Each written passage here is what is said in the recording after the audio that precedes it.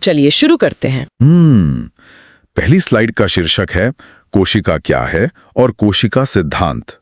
इसमें आधारभूत जानकारी के तहत लिखा है कोशिका सभी जीवों की संरचनात्मक व क्रियात्मक इकाई है। इसके ठीक नीचे खोजकर्ता समय रेखा दी गई है। 1674 एंटोन वॉन ल्यूवेनहॉक पहले बार जीवित कोशिका को देखा और 1831 रॉबर्ट ब्राउन केंद्रक या न्यूक्लियस की खोज। ये संरचनात्मक और क्रियात्मक इकाई शब्द सुनने में काफी तकनीकी लगते हैं। इनका असल अर्थ क्या है? देखिए, इन दो शब्दों में ही जीवन का पूरा रहस्य छिपा है। संरचनात्मक इकाई का सीधा सा मतलब है कि जैसे एक बहुत बड़ा और भव्य मकान छोटी छोटी ईंटों को जोड़कर बनाया जाता है, बिल्कुल वैसे ही हर एक जीव का शरीर इन सूक्ष्म कोशिकाओं से जुड़कर बना है। ईंटों की तरह। हाँ, और वहीं क्रियात्मक इकाई का अर्थ ये है कि शरीर के अंदर जो भी काम हो रहे हैं, चाहे वो सांस लेना हो, खाना पचाना हो या सोचना हो, वो सब असल में कोशिका के स्तर पर ही हो रहा है। ल्यूवेनहॉक का योगदान बहुत बड़ा था क्योंकि उन्होंने पहली बार सूक्ष्मदर्शी से पानी में चलती फिरती जीवित कोशिकाओं को देखा था। और रॉबर्ट ब्राउन ने तो कोशिका के अंदर मौजूद उसके मस्तिष्क यानी केंद्रक का ही पता लगा लिया था। चीजों को और स्पष्ट करने के लिए यहाँ चित्र में दिखाया गया है कि कैसे एक तरफ अमीबा है जो केवल एक ही कोशिका से बना है, फिर भी अपने आप में एक पूरा जीव है जो सारे काम कर लेता है, और दूसरी तरफ ऊतक यानी बहुकोशिक संरचना दिखाई गई है जहां बहुत सारी चौकोर आकार की कोशिकाएं एक साथ मिलकर काम कर रही हैं, बिल्कुल ईंटों की एक मजबूत दीवार की तरह। ये तो सच में अद्भुत है। इसी स्लाइड में आगे कोशिका सिद्धांत यानी सेल थ्योरी के बारे में दिया गया। नोट्स में लिखा है श्लाइडन 1838 सभी पौधे कोशिकाओं से बने हैं और श्वान 1839 जंतु कोशिकाओं में जीवद्रव्य झिल्ली, पादप कोशिकाओं में कोशिका भित्ति। इसके ठीक नीचे रूडोल्फ विर्चो का एक बहुत ही प्रसिद्ध कथन है ओमनिस सेलुले सेलुला, ब्रैकेट में है नई कोशिकाओं का निर्माण पूर्व स्थित कोशिकाओं से होता है। ये सिद्धांत जीव विज्ञान की नींव है। श्लाइडन और श्वान ने मिलकर दुनिया को ये साबित करके दिखाया कि चाहे वो एक विशाल बरगद का पेड़ हो या कोई जानवर, बुनियादी तौर पर सब कोशिकाओं से ही बने हैं। और श्वान ने एक अंतर भी बताया था, है ना? हाँ, श्वान ने एक बहुत महत्वपूर्ण अंतर बताया जिसे याद रखना जरूरी है। उन्होंने बताया कि जानवरों की कोशिका के बाहर सिर्फ एक लचीली झिल्ली होती है, जबकि पौधों की कोशिका को ज्यादा सुरक्षा चाहिए होती है, इसलिए उनके बाहर एक कठोर दीवार यानी कोशिका भित्ति भी होती है। लेकिन नई कोशिकाएं आती कहां से? यही सबसे बड़ा सवाल था। रूडोल्फ विर्चो ने आकर उस पहेली को सुलझाया। उनका लैटिन वाक्य ओमनिस छेलुलाए छेलुला यही बताता है कि कोई भी नई कोशिका जादू से हवा में पैदा नहीं होती, बल्कि पहले से मौजूद कोशिका के विभाजित होने या बंटने से ही बनती है। ये प्रक्रिया कैसे होती है, इसके लिए यहाँ चित्र में दिखाया गया है कि कैसे एक बड़ी मात्र कोशिका यानी मदर सेल बीच में से विभाजित हो रही है और उससे दो नई संतति कोशिकाएं यानी डॉटर सेल्स बन रही हैं। यही जीवन के आगे बढ़ने का मूल तरीका है। अब अगर हर चीज कोशिका से बनी है तो ये दिखती कैसी है? इस सवाल का जवाब दूसरी स्लाइड में है, मैं पढ़ता हूं। इसका शीर्षक है कोशिका का समग्र अवलोकन, माप और आकार। यहां साइज स्केल यानी माप दिया गया है। माइकोप्लाज्मा 0.3 म्यूएम, बैक्टीरिया 3 से 5 म्यूएम, शुतुरमुर्ग का अंडा सबसे बड़ी पृथक कोशिका। ये काफी दिलचस्प है। इसके नीचे सेल शेप्स यानी आकार दिए गए हैं। बिंभाव आरबीसी, बहुभुजी, स्तंभाकार, घनाभ, शाखित, नर्व सेल, सबसे लंबी और अनियमित अमीबॉइड। और नीचे एक बहुत ही खास लाइन लिखी है, कोशिकाओं का रूप उनके कार्य के अनुसार भिन्न हो सकता है। माइकोप्लाज्मा से लेकर शुतुरमुर्ग के अंडे तक ये तो आकार में जमीन आसमान का अंतर है। बिल्कुल, प्रकृति में विविधता की कोई सीमा नहीं है। एक तरफ माइकोप्लाज्मा है जो इतना छोटा है कि उसे देखने के लिए बेहद शक्तिशाली इलेक्ट्रॉन माइक्रोस्कोप की जरूरत पड़ती है, और दूसरी तरफ शुतुरमुर्ग का अंडा है जो असल में एक ही अकेली कोशिका है और जिसे इंसान अपनी नंगी आंखों से आसानी से देख सकता है। और इनके रूप भी तो अलग है। हाँ, आकार के अलावा इन कोशिकाओं का रूप भी बहुत अलग अलग होता है, और ये कोई संयोग नहीं है। नोट्स की वो अंतिम लाइन बहुत महत्वपूर्ण है कि रूप कार्य के अनुसार होता है। अगर ध्यान दें तो यहाँ चित्र में दिखाया गया है कि लाल रक्त कोशिकाएं या आरबीसी गोल और चपटी यानी बिंबाव होती हैं। ऐसा इसलिए ताकि वे खून की संकरी नलियों में आसानी से मुड़कर बह सकें। और तंत्रिका कोशिका? वहीं तंत्रिका कोशिका को देखिए, वो बिजली के तारों की तरह बहुत लंबी और शाखित है, क्योंकि उसका काम शरीर के एक हिस्से से दूसरे हिस्से तक तुरंत संदेश पहुंचाना है। और अमीबा का आकार अनियमित है, क्योंकि वो अपना आकार बदल बदल कर चलता और शिकार पकड़ता है। मतलब जैसा काम वैसा ही भेष। बहुत ही तार्किक बात है। अब बाहरी आकार से थोड़ा अंदर चलते हैं। स्लाइड नंबर 3 पर आते हैं। प्रोकैरियोटिक कोशिका आवरण और इसके रूपांतरण। यहां एक साधारण बैक्टीरिया के आवरण की 3 परतों का वर्णन है। ग्लाइकोकैलिक्स बाहरी परत, ढीली आच्छद अवपंक परत या मोटी और कठोर संपुटिका या कैप्सूल, कोशिका भित्ति आकार व संरचनात्मक सहारा, और जीव द्रव्य झिल्ली चयनित पारगम्य। ये 3 परतों वाला सिस्टम है। हाँ, इसके नीचे 2 और रोचक बिंदु हैं। मीजोसोम जीव द्रव्य झिल्ली के अंतर्वलन से निर्मित पुटिका नलिका पटलिका, कार्य श्वसन डीएनए प्रतिकृति कोशिका भित्ति निर्माण, और प्लाज्मिड्स छोटा वृत्ताकार डीएनए प्रतिजैविक प्रतिरोध। इतनी छोटी सी कोशिका और इतनी सारी परतें। प्रोकैरियोटिक कोशिकाएं जैसे कि बैक्टीरिया भले ही सबसे पुरानी और साधारण मानी जाती हों, लेकिन उनकी सुरक्षा व्यवस्था किसी मजबूत किले से कम नहीं होती। इसे सर्दियों में पहने जाने वाले 3 कपड़ों की तरह समझा जा सकता है। सबसे बाहर जो ग्लाइकोकैलिक्स है, वो एक चिपचिपी परत या सख्त कैप्सूल हो सकता है, जो बैक्टीरिया को सूखने से बचाता है और छिपने में मदद करता है। और दूसरी परत, उसके ठीक अंदर कोशिका भित्ति है, जो एक सख्त कवच की तरह उसे उसका आकार और मजबूती देती है। और सबसे अंदर जीव द्रव्य झिल्ली है, जो बहुत ही समझदार द्वारपाल है। यह तय करती है कि कोशिका के अंदर क्या जाएगा और क्या बाहर आएगा। इसलिए इसे चयनित पारगम्य कहते हैं। ये डायग्राम से और साफ हो जाएगा। बिल्कुल। इस पूरी संरचना को समझना बहुत आसान हो जाता है, क्योंकि यहाँ चित्र में दिखाया गया है कि एक बैक्टीरिया के डायग्राम में ये तीनों परतें स्पष्ट रूप से एक के बाद एक कैसे व्यवस्थित हैं। इसके अलावा मीसोसोम असल में अंदर वाली झिल्ली का ही मुड़ा हुआ भाग है, जो कोशिका को सांस लेने और विभाजन में मदद करता है, क्योंकि बैक्टीरिया के पास हमारे जैसे फेफड़े नहीं होते। और प्लाज्मिड? प्लाज्मिड एक बहुत ही खास छोटा गोल डीएनए है, जो मुख्य डीएनए से अलग होता है। यही वो हिस्सा है जो बैक्टीरिया को एंटीबायोटिक दवाओं से लड़ने की ताकत देता है। प्लाज्मिड का ये काम सच में चिकित्सा विज्ञान के लिए बहुत मायने रखता है। स्लाइड 4 भी प्रोकैरियोटिक कोशिका के ही बारे में है। प्रोकैरियोटिक राइबोसोम और अंतर्विष्ट पिंड। यहाँ सतही संरचनाएं दी गई हैं। कशाभिका या फ्लैजेला गतिशीलता के लिए, और रोम या पिली और झालर या फिम्ब्रियर गति में सहायक नहीं, चट्टानों या ऊतकों से चिपकने में सहायक। ये तो सतह की बात हो गई। फिर आंतरिक तंत्र है। 70S ribosome 50S + 30S। बहुसूत्र या पॉलीसोम, एक mRNA से जुड़े कई राइबोसोम प्रोटीन संश्लेषण। और अंत में अंतर्विष्ट पिंड या इंक्लूजन बॉडीज, आरक्षित पदार्थ बिना झिल्ली के। उदाहरण फॉस्फेट कणिकाएं, ग्लाइकोजन कणिकाएं, कशाभिका, रोम और झालर। ये सब सतह पर कैसे काम करते हैं? बाहर की तरफ जो कशाभिका या फ्लैजेला है, वह बिल्कुल एक नाव की मोटर या चाबुक की तरह काम करता है, जो घूमकर बैक्टीरिया को तरल माध्यम में तैरने या चलने में मदद करता है। लेकिन रोम और झालर का काम चलना नहीं है। ये छोटे छोटे कांटेदार हुक की तरह है।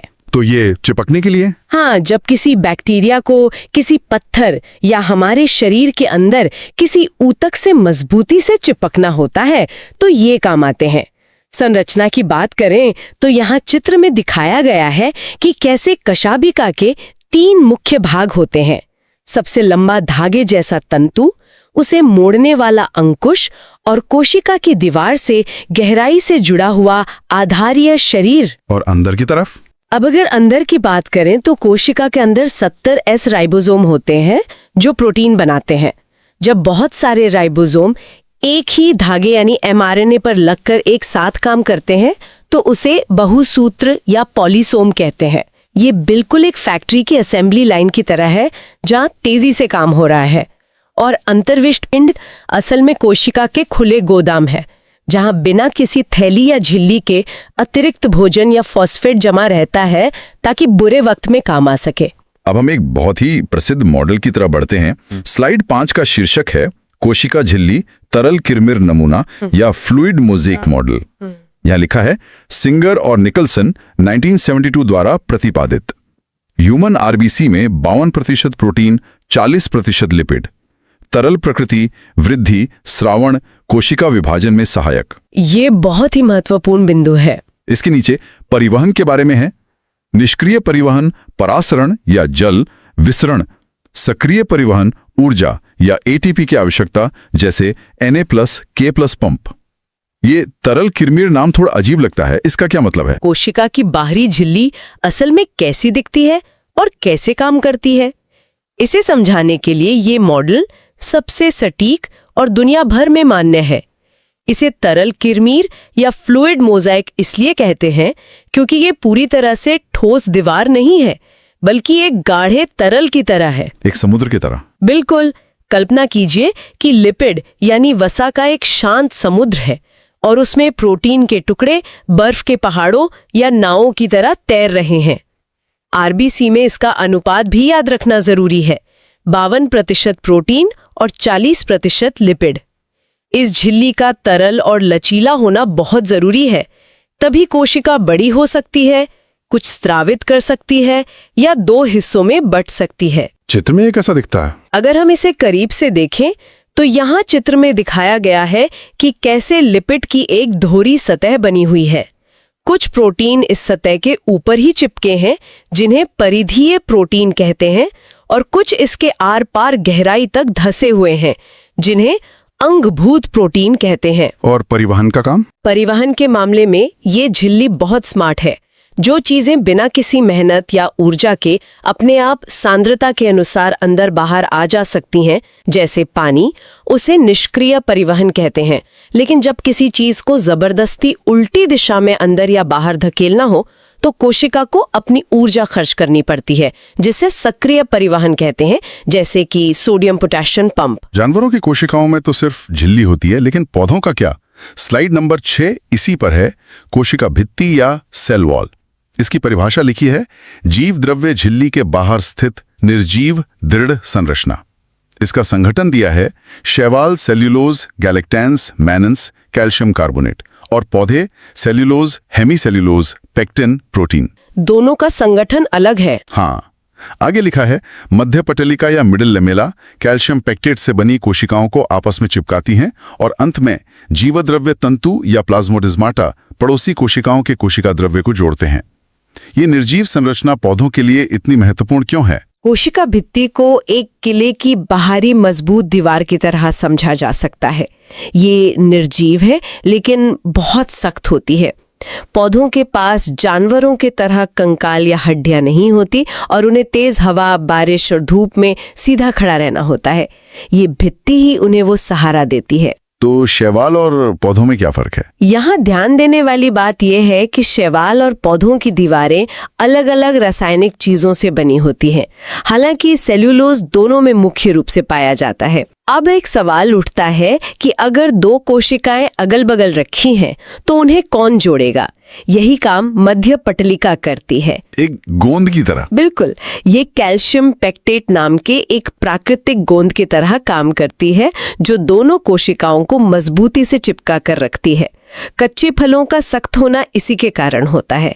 और जीव द्रव्य तंतु या प्लाज्मोडेस्माटा उन दीवारों के बीच बने छोटे छोटे सुरंग या पुल हैं, ताकि 2 पड़ोसी कोशिकाएं आपस में भोजन या पानी का लेन देन कर सकें। डायग्राम में बहुत साफ है। हाँ, इस जुड़ाव को स्पष्ट करने के लिए यहाँ चित्र में दिखाया गया है कि कैसे सबसे बाहर प्राथमिक भित्ति है, उसके अंदर द्वितीयक भित्ति है और 2 कोशिकाओं के बिल्कुल बीच में गहरे रंग की मध्य पटलिका मौजूद है। साथ ही उन दोनों को जोड़ने वाले तंतु या पुल भी साफ नजर आ रहे हैं। अब बात करते हैं सेल के अंदर मौजूद सिस्टम की। स्लाइड 7 अंतर झिल्ली का तंत्र, ER और गोल्जी उपकरण। यहाँ पॉइंट्स हैं RER खुरदरी प्रोटीन संश्लेषण व स्रावण, और SER चिकनी लिपिड व स्टेरॉयड हार्मोन संश्लेषण। गोल्जी उपकरण के बारे में लिखा है, खोज कमिलो गोल्जी 1898। पदार्थों का संविष्टन या पैकेजिंग, ग्लाइकोप्रोटीन व ग्लाइकोलिपिड का निर्माण स्थल। ये कोशिका के अंदर का यातायात और पैकेजिंग सिस्टम कैसा है? अंतर्झिल्ली का तंत्र का मतलब है कोशिका के अंदर मौजूद झिल्लियों का एक पूरा जाल जो एक दूसरे के साथ मिलजुल कर काम करता है। एंडोप्लाज्मिक रेटिकुलम यानी ER इस जाल का बहुत बड़ा हिस्सा है और ये दो तरह का होता है, खुरदरा और चिकना। हाँ, एक खुरदरा होता है क्योंकि उसकी सतह पर छोटे छोटे दानेदार राइबोसोम चिपके होते हैं और जहां राइबोसोम होंगे वहां प्रोटीन बनेगा। दूसरा चिकना होता है, इस पर राइबोसोम नहीं होते, इसलिए लिपिड और स्टेरॉयड हार्मोन बनाने का काम करता है। और सामान की पैकिंग, अब जब सामान बन गया तो उसे सही जगह भेजना भी होगा। गोल्जी उपकरण को कोशिका का डाकघर या पैकिंग सेंटर कहा जा सकता है। ER में जो भी प्रोटीन या लिपिड बनता है वो गोल्जी में आता है, जहां उसे पैक किया जाता है।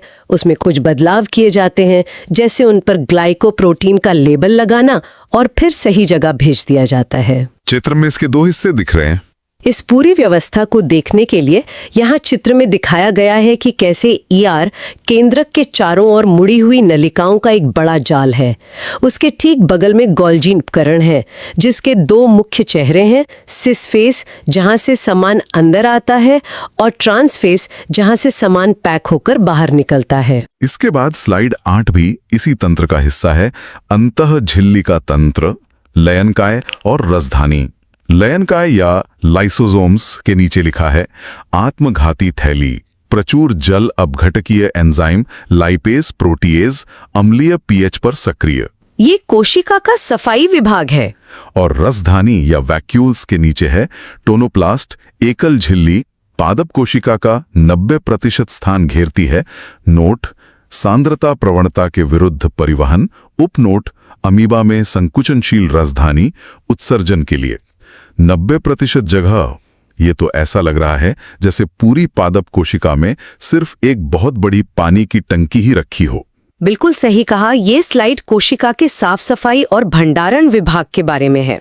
लयनकाय या लाइसोसोम को आत्मघाती थैली इसलिए कहते हैं क्योंकि इसके अंदर बहुत ही शक्तिशाली और अम्लीय एंजाइम होते हैं, जैसे प्रोटीएज और लाइपेज। ये कोशिका का कचरा निपटाने का काम करता है। तो इसे आत्मघाती क्यों कहते हैं? क्योंकि अगर कोशिका खुद ही बहुत पुरानी या खराब हो जाए तो ये थैली फट जाती है और अपने ही एंजाइमों से पूरी कोशिका को पचाकर नष्ट कर डालती है। दूसरी तरफ रसधानी या वैक्यूल है, जो पानी, रस और अन्य पदार्थों को जमा करने का एक बड़ा टैंक है। इस टैंक की बाहरी दीवार को टोनोप्लास्ट कहते हैं। और पौधों में ये इतना बड़ा होता है? हाँ, पौधों में ये टैंक इतना विशाल होता है कि कोशिका का 90% हिस्सा यही घेर लेता है, जो पौधे को तनाव और मजबूती देता है। खास बात यह है कि ये टोनोप्लास्ट जरूरत पड़ने पर चीजों को कम सांद्रता से अधिक सांद्रता की ओर, यानी ऊर्जा खर्च करके जबरदस्ती भी अंदर खींच सकता है। चीजें कैसी दिखती हैं ये समझने के लिए यहाँ चित्र में दिखाया गया है कि लयनकाय के अंदर कैसे छोटे छोटे एंजाइम भरे हुए हैं, और दूसरी ओर पादप कोशिका के चित्र में एक नीले रंग की बहुत ही विशाल रसधानी दिखाई गई है, जिसने केंद्रक और बाकी सारे अंगों को किनारे की तरफ धकेल दिया है। अब हम स्लाइड 9 पर आते हैं, जो बहुत ही प्रसिद्ध अंग के बारे में है, सूत्रकणिका या माइटोकॉन्ड्रिया, कोशिका का शक्तिग्रह। मुख्य तथ्यों में लिखा है, कार्य वायवीय श्वसन का स्थल, ATP का उत्पादन, आधात्री या मैट्रिक्स में एकल वृत्ताकार DNA अणु 70S राइबोसोम अपना प्रोटीन स्वयं बनाते हैं, और विभाजन विखंडन द्वारा। ये अंगक कोशिका को ताकत कैसे देता है? इस अंग को पूरी दुनिया में कोशिका का पावर हाउस या शक्ति ग्रह कहा जाता है। हम जिंदा रहने के लिए जो खाना खाते हैं और जो ऑक्सीजन लेते हैं, वे दोनों असल में इसी माइटोकॉन्ड्रिया के अंदर आकर मिलते हैं। यहाँ वायवीय श्वसन की प्रक्रिया होती है और खाने को जलाकर ATP के रूप में ऊर्जा पैदा की जाती है। ATP ही कोशिका की बिजली या असली करेंसी है। और इसमें अपना DNA भी होता है। यही परीक्षा के नजरिए से एक बहुत ही महत्वपूर्ण बात है कि माइटोकॉन्ड्रिया बाकी सामान्य अंगों से बहुत अलग है। इसके पास अपना खुद का वृत्ताकार डीएनए और अपने 70S राइबोसोम होते हैं, जिसका मतलब है कि यह अपने लिए जरूरी प्रोटीन खुद बना सकता है। ये कोशिका के अंदर एक छोटी सी स्वतंत्र मशीन की तरह है, जो विखंडन से अपनी संख्या भी खुद बढ़ा सकता है। ऊर्जा बनाने की प्रक्रिया कहाँ होती है? ऊर्जा कैसे बनती है, इसके लिए यहाँ चित्र में दिखाया गया है कि इसके बाहर एक चिकनी बाहरी झिल्ली है, लेकिन जो भीतरी झिल्ली है वो अंदर की तरफ बहुत बार मुड़ी हुई है। इन मोड़ों को क्रिस्टी या क्रिस्टे कहते हैं। यह मुड़ना बहुत जरूरी है, क्योंकि इससे अंदर काम करने की सतह का क्षेत्रफल बढ़ जाता है, जिससे फैक्ट्री में ज्यादा से ज्यादा एटीपी बन सके। जानवरों की ऊर्जा माइटोकॉन्ड्रिया से आती है, लेकिन पौधों के पास सूरज की रोशनी को इस्तेमाल करने का एक खास तरीका है। स्लाइड 10 इसी पर है। लवक या प्लास्टेट्स, इसमें प्रकार दिए गए हैं। क्लोरोप्लास्ट्स हरित लवक, प्रकाश संश्लेषण। क्रोमोप्लास्ट्स वर्णी लवक, कैरोटीन, ज़ैंथोफिल, पीला और नारंगी रंग। ल्यूकोप्लास्ट अवर्णी लवक, रंगहीन, संचय। एमाइलोप्लास्ट मंड के लिए, इलायोप्लास्ट तेल के लिए, एलोरोप्लास्ट प्रोटीन के लिए। पौधों के लिए बहुत खास अंग है। मुख्य तथ्य में लिखा है स्ट्रोमा में द्विलड़ी वृत्ताकार डीएनए और 70S राइबोसोम अर्ध स्वायत्त अंगक। लवक केवल पौधों और कुछ खास जीवों में पाए जाते हैं और इन्हें उनके रंग और काम के आधार पर 3 भागों में बांटा जा सकता है। सबसे पहला और महत्वपूर्ण है हरित लवक, जो हरा होता है और इसी के कारण पौधे अपना खाना खुद बनाते हैं। यह प्रकृति का सबसे बड़ा सोलर पैनल है। और बाकी 2 लवक? दूसरा वर्णी लवक है, जो फूलों और फलों को उनका सुंदर लाल, पीला या नारंगी रंग देता है ताकि कीट आकर्षित हो सके। तीसरा अवर्णी लवक है, जिसमें कोई रंग नहीं होता। इसका काम सिर्फ भोजन को भविष्य के लिए जमा करना है, जैसे एमाइलोप्लास्ट आलू में स्टार्च जमा करता है, इलियोप्लास्ट बीजों में तेल जमा करता है और एल्यूरोप्लास्ट प्रोटीन जमा करता है। इसमें भी अपना डीएनए होता है? हाँ, माइटोकॉन्ड्रिया की तरह ही इसमें भी अपना खुद का डीएनए और राइबोसोम होता है। इसलिए इसे भी अर्धस्वायत्त अंगक कहा जाता है, यानी आधा काम ये अपना खुद संभाल लेता है। अंदर की बनावट के लिए यहाँ चित्र में दिखाया गया है कि हरित लवक के अंदर तरल पदार्थ को पीठिका या स्ट्रोमा कहते हैं, और इस स्ट्रोमा के अंदर सिक्कों के ढेरों जैसी बहुत सी संरचनाएं हैं, जिन्हें ग्रेना कहा जाता है। इन्हीं सिक्कों के अंदर सूरज की रोशनी को पकड़ने की जादुई ताकत होती है। स्लाइड 11 का शीर्षक है राइबोसोम और साइटोपंजर। राइबोसोम के नीचे है खोज जॉर्ज पलाडे 1953, झिल्ली रहित अंगक। Eukaryotic 80S 60S + 40S, prokaryotic 70S 50S + 30S। S बराबर स्वेडबर्ग इकाई, अवसाधन गुणांक। साइटोपंजर या साइटोस्केलेटन के बारे में लिखा है प्रोटीन युक्त तंतुओं का जाल, कार्य, यांत्रिक सहायता, गति, आकार बनाए रखना। ये S या स्वेडबर्ग इकाई क्या होती है? राइबोसोम कोशिका के वो बहुत छोटे अंग हैं, जिनके चारों ओर कोई झिल्ली नहीं होती। इनका बस एक ही मुख्य काम है, प्रोटीन बनाना। S का मतलब स्वेडबर्ग इकाई है, जो आसान भाषा में ये बताती है कि कोई कण कितना भारी या घना है, और जब उसे एक मशीन में बहुत तेजी से घुमाया जाता है तो वो कितनी तेजी से नीचे बैठता है। और दोनों कोशिकाओं में इसके प्रकार अलग हैं? हाँ, उन्नत कोशिकाओं में यह बड़ा यानी 80S होता है और साधारण में छोटा यानी 70S। संरचनात्मक रूप से यहाँ चित्र में दिखाया गया है कि कैसे एक राइबोसोम के 2 हिस्से होते हैं, एक बड़ा सब यूनिट और एक छोटा सब यूनिट, जो काम पड़ने पर आपस में जुड़ जाते हैं। और साइटोपंजर क्या करता है? दूसरी तरफ साइटोपंजर है। जैसे हमारे शरीर को सीधा रखने के लिए एक हड्डियों का कंकाल होता है, वैसे ही कोशिका के अंदर प्रोटीन के महीन धागों का एक पूरा जाल बिछा होता है। यहाँ चित्र में दिखाया गया है कि कैसे ये धागे एक ढांचे की तरह पूरी कोशिका में फैले हुए हैं। ये साइटोपंजर कोशिका को उसका आकार बनाए रखने, उसे अंदरूनी मजबूती देने और उसके अंदर चीजों को एक जगह से दूसरी जगह खिसकाने में मदद करता है। साइटोपंजर के बाद स्लाइड 12 में कोशिका की गति और विभाजन के अंगों का जिक्र है। पक्षमाभ, कशाभिका और तारककाय। पक्षमाभ और कशाभिका के नीचे लिखा है 9+2 प्रणाली, 9 परिधीय द्विक, 2 केंद्रीय एकल, आधारिकाय से उद्गम। और तारककाय या सेंट्रोसोम के नीचे दो तारक केंद्र एक दूसरे के लंबवत 9+0 केंद्रीय तंतु नहीं होता।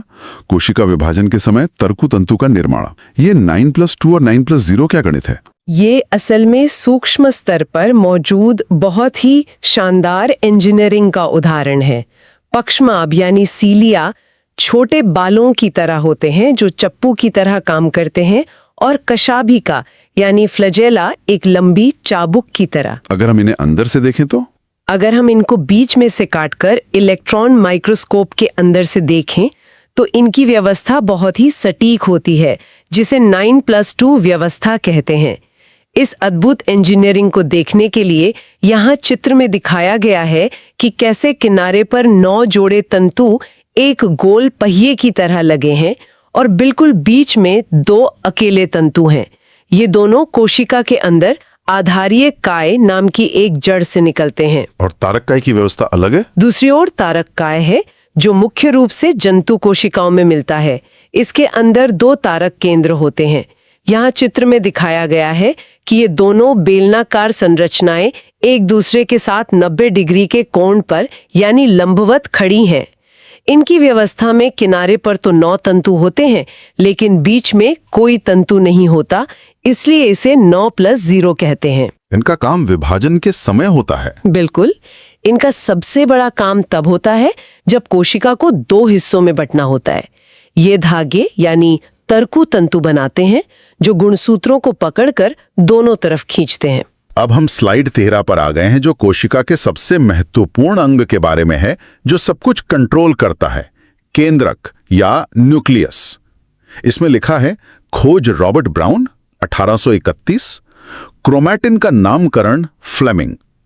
आगे एक बहुत ही हैरान करने वाली बात लिखी है, कुछ परिपक्व कोशिकाओं में केंद्रक नहीं होता। उदाहरण स्तनधारी आरबीसी, चालनी नलिका। ये प्रकृति का एक बहुत ही दिलचस्प समझौता है। चित्र के लेबल भी मैं पढ़ देता हूं। केंद्रक आवरण, दोहरी झिल्ली, केंद्रक छिद्र, आरएनए और प्रोटीन परिवहन, केंद्रिक आरआरएनए संश्लेषण का स्थल, chromatin, DNA plus histone protein. बिना केंद्रक के कोशिका ये कैसे काम करती है? केंद्रक कोशिका का मस्तिष्क या हेड ऑफिस है। रॉबर्ट ब्राउन ने इसे खोजा था, लेकिन इसके अंदर जो उलझे हुए धागे जैसा पदार्थ होता है उसे क्रोमैटिन नाम फ्लेमिंग ने दिया था। आपने बिल्कुल सही पकड़ा। स्तनधारियों के लाल रक्त कण जब पूरी तरह बन जाते हैं तो उनमें केंद्रक गायब हो जाता है। ऐसा क्यों होता है? ऐसा इसलिए किया जाता है ताकि कोशिका के अंदर ज्यादा से ज्यादा खाली जगह बन सके और वो फेफड़ों से ज्यादा ऑक्सीजन ले जा सके। ये एक तरह का बलिदान है। पौधों की चालनी नलिकाओं में भी ऐसा ही होता है ताकि रस आसानी से बह सके। और इस नियंत्रण कक्ष की बनावट कैसी है? इस नियंत्रण कक्ष को देखें तो यहाँ चित्र में दिखाया गया है कि केंद्रक के बाहर एक मजबूत दोहरी झिल्ली है जिसमें छोटे छोटे दरवाजे या छिद्र बने हैं। इन्हीं छिद्रों से आरएनए के संदेश केंद्रक से बाहर निकलकर कोशिका में जाते हैं। अंदर एक गोल और गहरा हिस्सा है जिसे केंद्रिक कहते हैं, जहां आरआरएनए का निर्माण होता है। और जो धागे जैसी क्रोमैटिन संरचना दिखाई दे रही है वही असल में हमारा डीएनए और हिस्टोन प्रोटीन है, जिसमें हमारी पीढ़ियों की सारी आनुवंशिक जानकारी सुरक्षित रहती है। और अब हम इस अध्ययन सामग्री की अंतिम स्लाइड 14 पर पहुंच गए हैं। गुणसूत्र और सारांश। 1 गुणसूत्र के प्रकार, सेंट्रोमियर की स्थिति पर आधारित मेटासेंट्रिक, सब मेटासेंट्रिक, एक्रोसेंट्रिक, टीलोसेंट्रिक। इसके ऊपर काइनेटोकोर डिस्क जैसी संरचना लिखा है। दूसरा बिंदु है 2 सूक्ष्मकाय या माइक्रोबॉडीज, झिल्ली आवृत थैलियां जो एंजाइम्स युक्त होती हैं पौधे और जंतु दोनों में। और अंत में सारांश है। हाँ, अंत में सारांश दिया है।